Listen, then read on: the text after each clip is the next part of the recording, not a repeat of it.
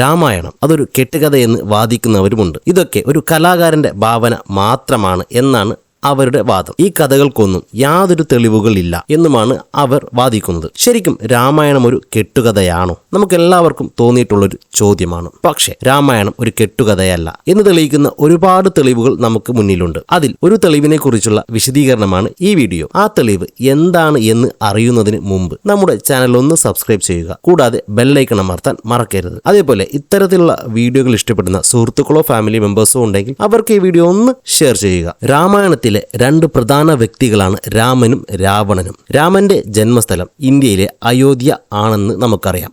രാവണന്റെ ജന്മസ്ഥലം ലങ്കയുമാണ്, അത് നമുക്ക് അറിയാം. രാവണന്റെ ജന്മസ്ഥലമായ ശ്രീലങ്കയിൽ ഒരു കോട്ട കണ്ടെത്തിയിട്ടുണ്ട്. അതിനുള്ളിൽ ഒരു കൊട്ടാരവും ഉണ്ട്. ഈ കൊട്ടാരം മറ്റ് ആരുടേതും അല്ല, സാക്ഷാൽ രാവണന്റെ കൊട്ടാരമാണ്. സീതാദേവിയെ തടവിലാക്കിയ സ്ഥലം, ഹനുമാൻ അഗ്നിക്ക് ഇരയാക്കിയ കോട്ട. ലോകത്തിലെ 8ാമത്തെ അത്ഭുതമെന്ന് വിശേഷിപ്പിക്കാവുന്ന ഒരു പുരാതന നിർമ്മിതിയാണ് ശ്രീലങ്കയിലെ സിഗ്രിയിൽ സ്ഥിതി ചെയ്യുന്ന ഈ ലയൺ റോക്ക്. ഈ സിഗ്രിയ എന്ന വാക്ക് എങ്ങനെ വന്നു എന്ന് ചോദിച്ചാൽ സിംഗം ഗിരി. സിംഗം എന്നാൽ തമിഴിൽ സിംഹമാണ്, അതുപോലെ തന്നെ ഗിരി എന്നാൽ മലയുമാണ്. ഈ രണ്ട് വാക്കുകൾ കൂടിച്ചേർന്ന് സിംഗംഗിരി എന്ന വാക്കുണ്ടാവുകയും പിന്നീട് പരിണമിച്ചാണ് സിഗ്രിയ എന്ന വാക്ക് ഉണ്ടായത്. ഈ കോട്ട ലയൺ റോക്ക് എന്ന പേരിലും അറിയപ്പെടുന്നുണ്ട്. അപ്പോൾ ലയൺ റോക്ക് എന്ന വാക്ക് എങ്ങനെ ഉണ്ടായി എന്ന് നമുക്ക് ചിന്തിക്കാവുന്നതേ ഉള്ളൂ. ഈ ലയൺ റോക്കിന്റെ മുകളിൽ ഒരു കോട്ടയുണ്ട്, ഒരു കൊട്ടാരമടങ്ങുന്ന ഒരു കോട്ട. ആ കോട്ട മറ്റാരുടേതുമല്ല, സാക്ഷാൽ രാവണന്റെ കോട്ടയാണ്. ആനന്ദ കൊട്ടാരം എന്ന പേരിലും ഈ കൊട്ടാരം അറിയപ്പെടാറുണ്ട്. ഇവിടെ ഒരുപാട് ഗുഹകൾ നമുക്ക് കാണാൻ സാധിക്കും. എന്നാൽ ഇതുവരെ കണ്ടെത്താൻ പറ്റാത്ത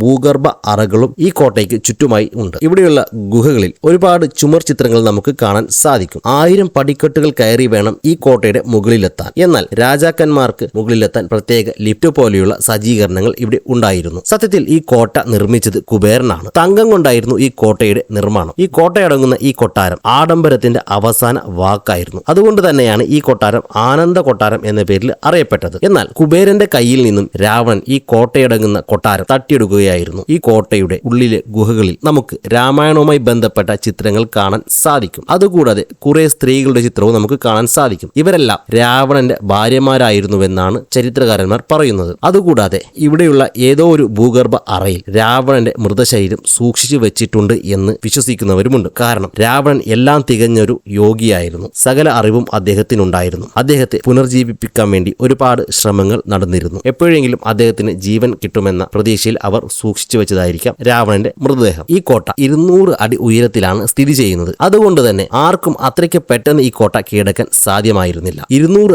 അടി ഉയരത്തിലായതുകൊണ്ട് തന്നെ രാവണന്റെ പുഷ്പക വിമാനത്തിന്റെ പ്രാധാന്യം നമുക്ക് മനസ്സിലാക്കാൻ സാധിക്കും. കൊട്ടാരത്തിനകത്ത് ഒരുപാട് പൂന്തോട്ടങ്ങളും ജലസംഭരണികളും ഉണ്ട്. ഇന്നും അവ അങ്ങനെ തന്നെ നിലനിൽക്കുന്നു. ഈ രാവണൻ കോട്ടയുടെ മുകളിൽ ഒരിക്കലും പറ്റാത്ത ഒരു ജലാശയമുണ്ട്. ഏകദേശം 3500 ടണ്ണിലധികം വരുന്ന പാറ നീക്കം ചെയ്താണ് ഈ ജലസംഭരണി നിർമ്മിച്ചത്. ആ കാലഘട്ടത്തിൽ ഈ ജലാശയം നിർമ്മിക്കാൻ എന്ത് തരം ടെക്നോളജി ആയിരിക്കും അവർ ഉപയോഗിച്ചിട്ടുണ്ടാവുക? ആ നീക്കം ചെയ്ത പാറ കഷ്ണങ്ങളൊക്കെ എവിടെ പോയി? അതുകൂടാതെ ഇത്രയും മുകളിൽ എങ്ങനെയാണ് ആ ജലസംഭരണിയിൽ വെള്ളമെത്തിയത്? അതൊരു അത്ഭുതമായി തുടരുന്ന രഹസ്യമാണ്. എന്നാൽ ഇന്നും ഈ ജലാശയം ജലം കൊണ്ട് സമ്പന്നമാണ്. രാവണൻ സീതാദേവിയെ അശോകവനം എന്ന പൂന്തോട്ടത്തിലാണ് താമസിപ്പിച്ചത് എന്ന് നമുക്കറിയാം. അതേപോലെയുള്ള ഒരു പൂന്തോട്ടവും നമുക്ക് ഇവിടെ കാണാൻ സാധിക്കും. ഹനുമാൻ ലങ്കാദഹനത്തിനായി ലങ്കയിലേക്ക് എത്തിയപ്പോൾ ഒരു കുന്നിന്റെ മുകളിലാണ് ആദ്യമായി പറന്ന് ഇറങ്ങിയത് എന്നും അവിടെ നിന്നായിരുന്നു ഹനുമാൻ രാവണൻ കോട്ടയെ നിരീക്ഷിച്ചത് എന്നും രാമായണത്തിൽ പരാമർശമുണ്ട്. ഇതിന് സമാനമായ ഒരു മല ഈ കോട്ടയ്ക്ക് മുന്നിലായി നമുക്ക് കാണാൻ സാധിക്കും. ഹനുമാൻ തീ വെച്ചപ്പോൾ ഈ കോട്ട പെട്ടെന്ന് കത്താനുണ്ടായ കാരണം ഈ കോട്ട ഒരു കുന്നിൻ മുകളിലാണെന്ന് പറഞ്ഞുവല്ലോ. അതുകൊണ്ട് തന്നെ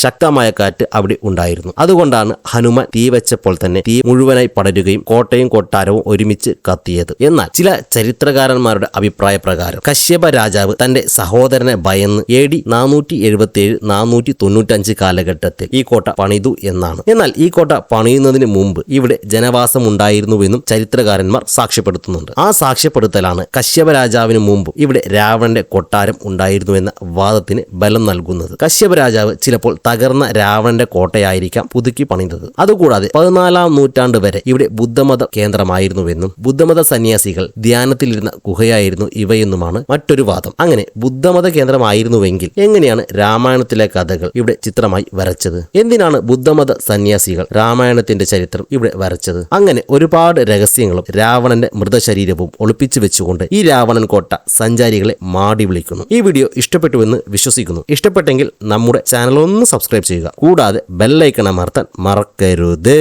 നന്ദി.